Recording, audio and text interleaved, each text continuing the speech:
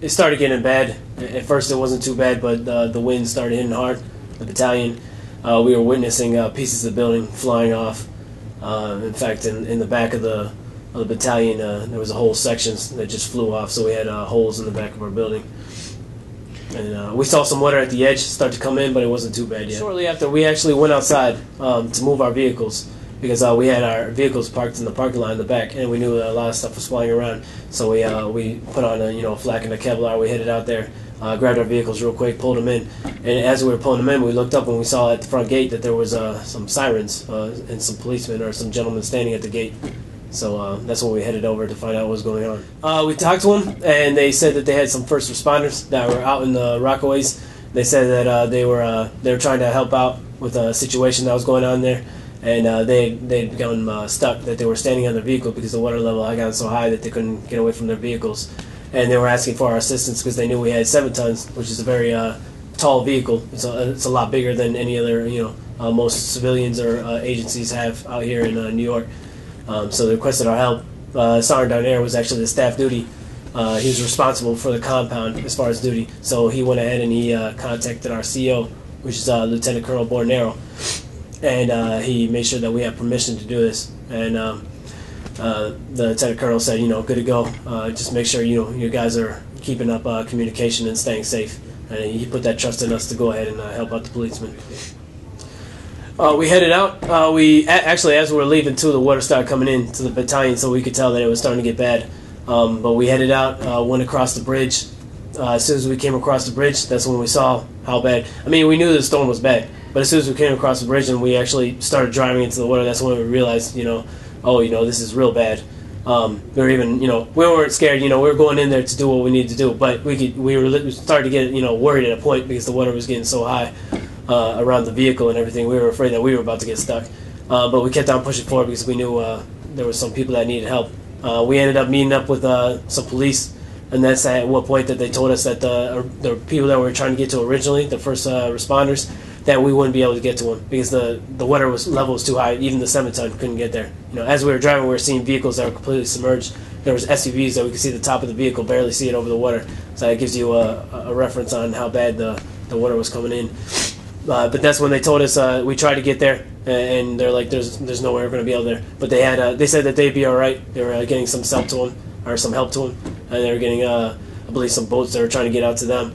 And they told us, we're going to redirect our efforts because there's another area where a fire had started, and they had heard of some individuals that were staying in homes that were near the fire, and they wanted to get those people out. The water was too high. We had 2 7-tons.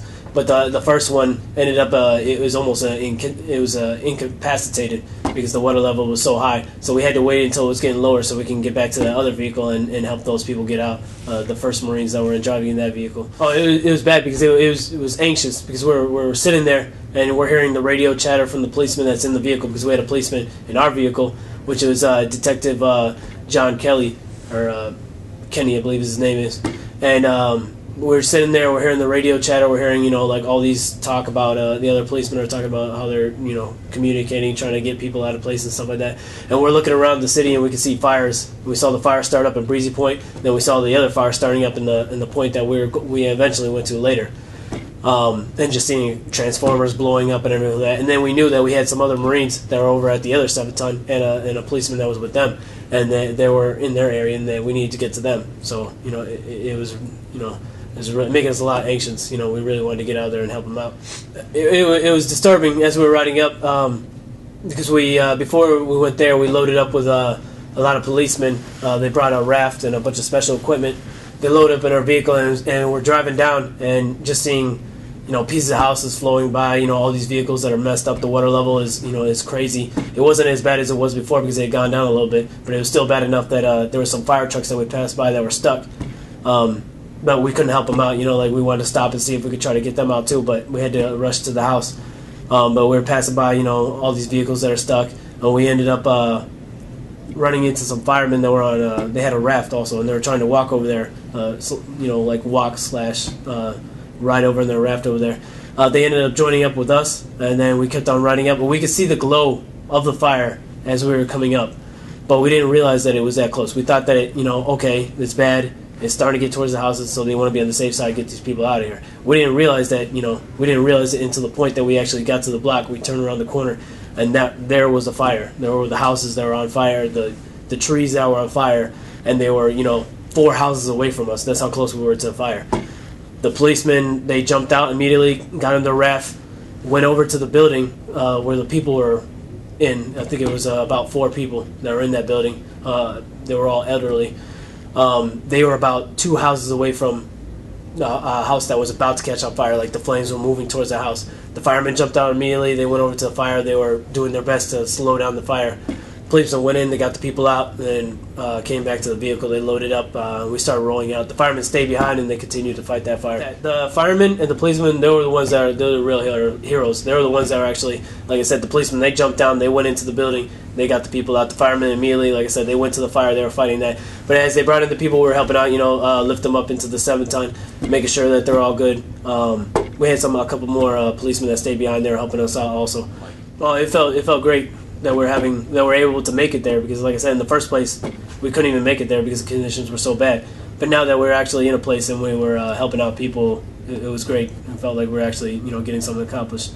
I mean, we heard that it was going to be bad, and we saw the wind, we saw a little bit of water, but actually when we drove over there and seeing the water level, I've never seen anything like that. Maybe in movies, or some crazy thing that you'll see in TV that happens across the world.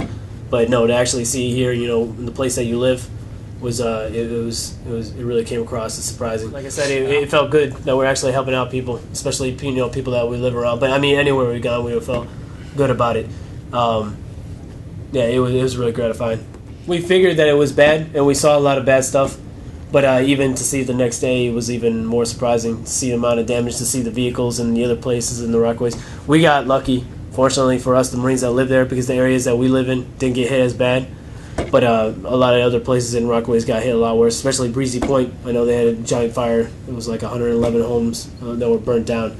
So, our heart goes out to them. Like if I had been standing on the ground, the water would have been, a foot over my head at the very least in some of the points. As we were driving, we were seeing vehicles that were completely submerged, and that we just see them as they barely come up. And we're seeing, there was one point we saw an SUV. We could barely see that was there, just the top of it. I mean, that's an SUV. It's already a tall vehicle. So that was at the worst parts. Just the gratifying experience of being able to help out people, and just how much everybody came together to work together. We had the policemen, we had the firemen. There's, I think I saw some, other civilians that I don't know where they worked at, but they were helping out also.